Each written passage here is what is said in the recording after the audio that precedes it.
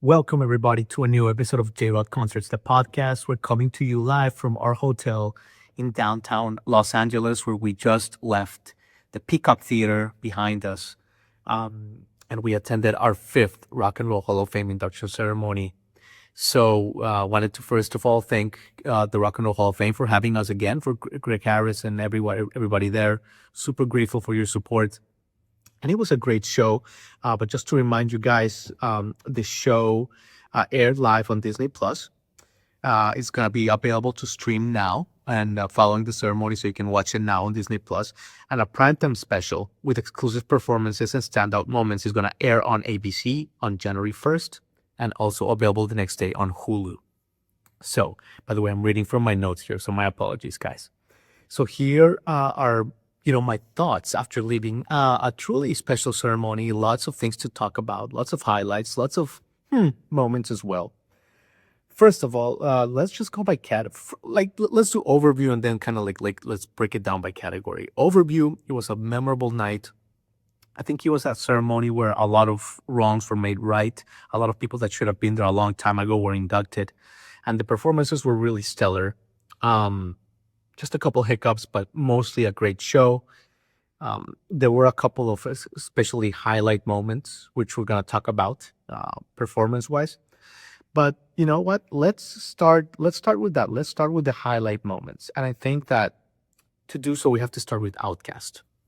Outkast, it was way overdue, and incredible to see the influence that Outkast has had in music.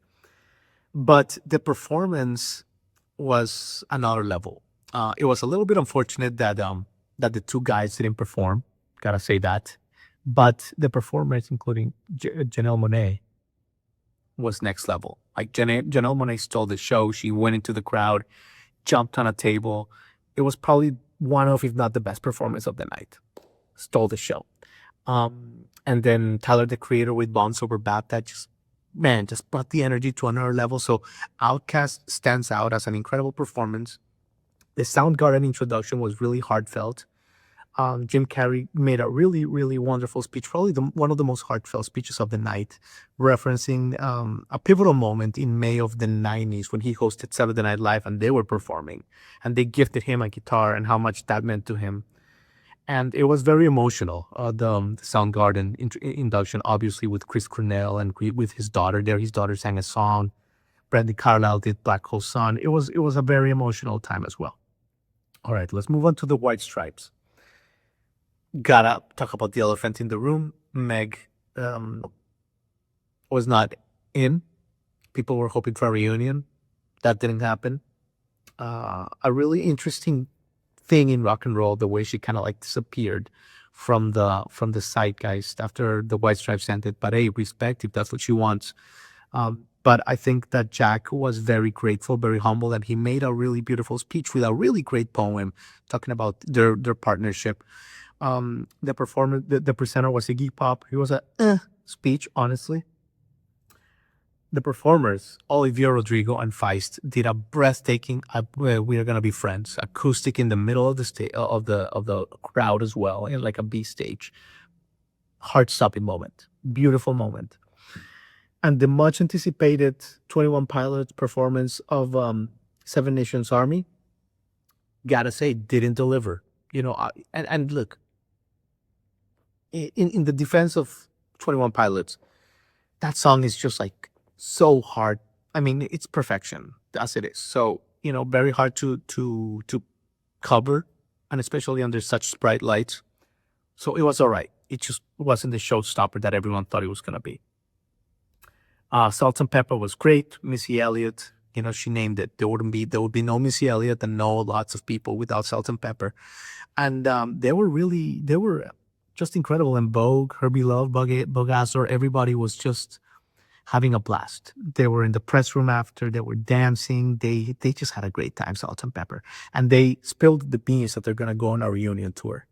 They did say that very clearly. So I can say it here and not be caught off guard. They're going to go on a reunion tour. They were very clear about it. Great news. Okay, let's talk about Cyndi Lauper, the presenter. Let's start with the presenter, Chappell Roan. Look, Her fashion was amazing. And if you didn't see it live, they're probably going to edit this out. But her speech was kind of a mess. First of all, she dropped an F-bomb. Second of all, the teleprompter was behind the crowd. And I guess people were standing because they were clapping or whatever. And when people were standing, they could block the teleprompter. And she told people to sit down, like just straight up rude. If you weren't in the room, if you're watching on TV, you probably thought she came out rude. Those of us in the room, we knew that there was a teleprompter. But if you didn't know, it must have been really weird. So I don't know. It came out weird. She also mentioned that she couldn't see well because she didn't wear her contacts. It was just like a clunky intro speech by Chappell Roan. We love Chappell, but just gotta call it as we see it.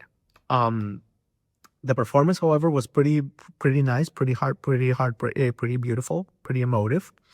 Avril Lavigne brought some power to it with Girls Just Want to Have Fun, and yeah, I mean it was nice. It was nice. Cyndi Lauper. Her vocals were okay, but kind of middle of the table for me. Warren Zevon, my God, what a speech by David Letterman. The union that David Letterman and Warren Zevon had was a brotherhood. It was beautiful. And the fact that David Letterman, when Warren Zevon died, he gave Letterman his guitar. And David Letterman brought his guitar and let the Killers who performed play with that guitar. That was a very emotive speech. And David Letterman, wow, what a presenter and what a speech. Beautiful, beautiful moment there as well. The Killers, look, as a fan of the Killers, I love the Killers. I mean, Shot of the Night, one of the best songs of the past 20 years. I love the Killers, okay? I was there in Vegas for their Hot Fuzz anniversary show. Love the Killers, number one. I thought their performance came a little flat, okay? Again, gotta play it straight. The Sly Stone tribute with Stevie Wonder, Questlove, Flea, and a bunch of others was amazing, with Jennifer Hudson was in there as well. Who else am I missing? Okay, the Joe Cocker performer category was really great as well. Bryan Adams, I think he kicked ass. He was just in Nashville last night for a concert, and now he was here just performing and kicking ass. He performed with Teddy Swims, Tedeschi Truck Bands, Nathaniel Rateliff, with a little help from my friends. That was the perfect way to end the night. And Bad Company, who actually started the show, was a really beautiful speech as well. Mick Fleetwood introduced them. And Nancy Wilson played guitar, and she was one of the stars of the night. Nancy Wilson, what a badass she is. But yeah, I mean, just a really, really special night. I don't know. I'm sure I'm forgetting something, but I wanted to come in here and just kind of, give some insight comments right top of mind as I was leaving the show. Lots of content on our YouTube page. We have a great podcast episode with all the press conference clips coming up in the next few days. But thank you guys for joining us. Thanks again to the Rock and Roll Hall of Fame for having us. And this was 2025 Rock and Roll Hall of Fame recap live from Los Angeles.